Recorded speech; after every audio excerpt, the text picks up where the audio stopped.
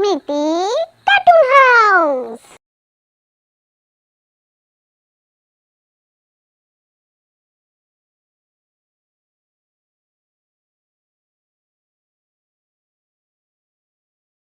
অনেকদিন আগের কথা। আনন্দগড় রাজ্যের রাজা ছিলেন মহারাজ চন্দ্রপ্রতাপ। তিনি ছিলেন খুবই প্রজাবৎসল রাজা। প্রজাদের তিনি নিজের সন্তানের মতোই ভালোবাসতেন। তাই তার রাজত্বে প্রজারা সুখে শান্তিতে দিন কাটাতো। মহারাজের মতোই দয়ালু মনের মানুষ ছিলেন মহারানী প্রভাবতী। মহারাজ আর মহারানীর একটি মাত্র কন্যা, তার নাম চন্দ্রপ্রভা। রাজকুমারী চন্দ্রপ্রভা ছিল আর 5টা মানুষের থেকে একটু আলাদা।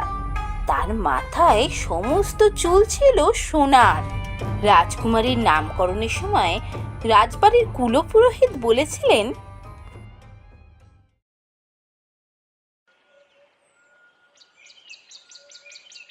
আসুন গুরুদেব, আসন গ্রহণ করুন।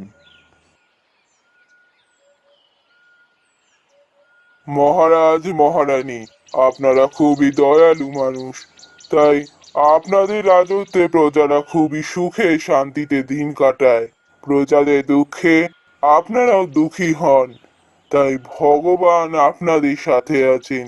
ভগবানের আশীর্বাদে রাজকুমারী আর 5টা মানুষের থেকে একটু আলাদা। রাজকুমারীর মাথায় যে চুল গজাবে সমস্ত চুলই হবে সোনার। তবে একটি কথা মনে রাখবেন, যদি কখনো রাজকুমারীর মাথা থেকে সমস্ত সোনার চুল উঠে যায়, তাহলে আর কোনো দিনও সোনার চুল গজাবে না। যে চুল গজাবে তা হবে সাধারণ চুল।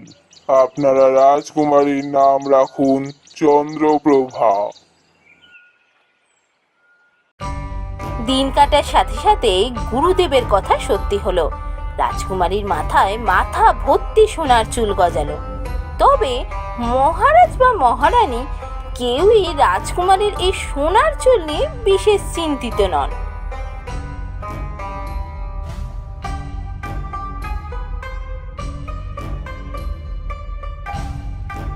দিন কেটে যেতে লাগলো, আর দেখতে দেখতে রাজকুমারী অনেক বড় হয়ে গেল। সেও মহারাজ আর মহারানীর মতোই খুবই দয়ালু মনের মেয়ে। মহারাজের মতোই তিনিও মাঝে মধ্যেই ছদ্মবেশে রাজ্য পরিভ্রমণে বেরোতেন, এবং তখন তিনি কাউকে কষ্টে দেখলে তাকে যথাসম্ভব সাহায্য করতেন। তবে তার মাথার সোনার চুল নিয়ে তার বেশ গর্ব ছিল। সে তার সোনার চুল খুব যত্নে রাখত। আস্তে চুল আঁচড়া, একটু সাবধানে চুল আঁচড়াবি। জানিস না, আমার মাথার সমস্ত চুল সোনার। ভগবান আমার প্রতি বিশেষ দয়াবান, তাই আমার সমস্ত চুল সোনার দিয়েছেন। আর কতজনের দেখবি এরকম মাথা ভর্তি সোনার চুল। সাবধানে চুল আঁচড়াস, আমার চুলের যেন কোনো ক্ষতি না হয়।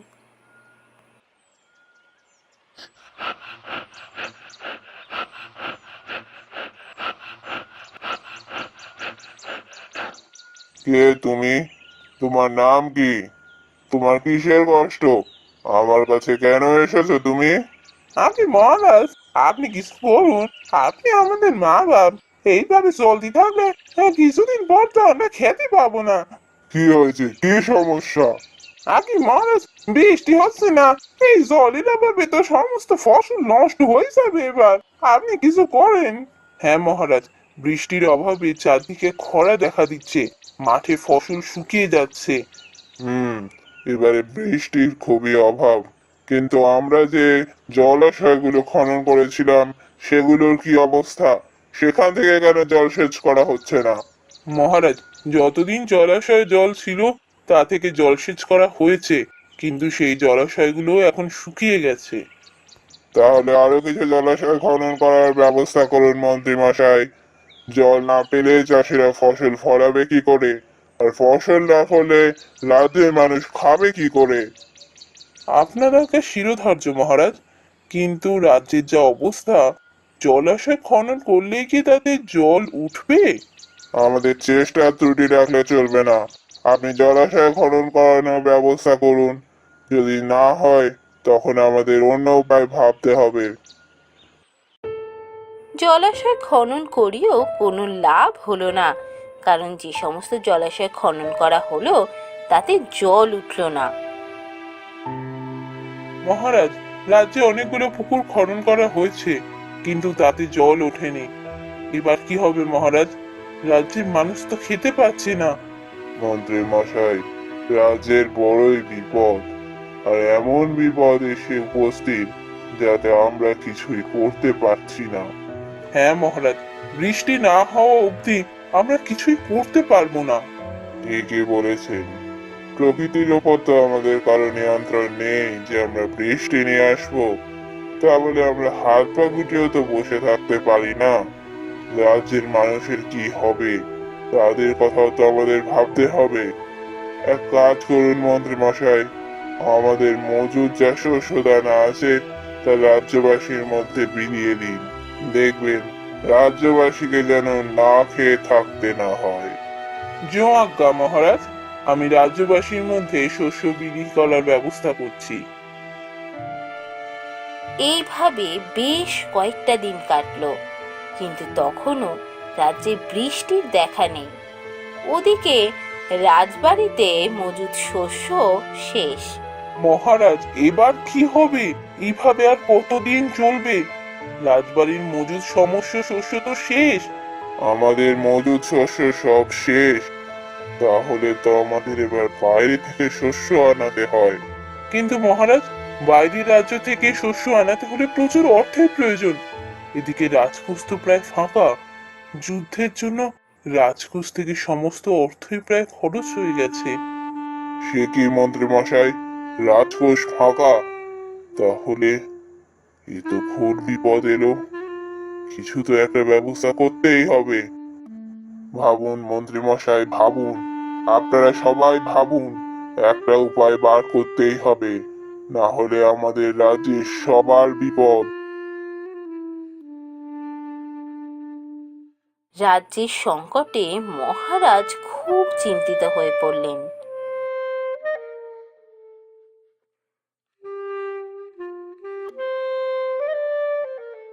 মহারাজকে এত চিন্তিত দেখে রাজকুমারী মহারাজকে তার চিন্তার কারণ জিজ্ঞাসা করলো।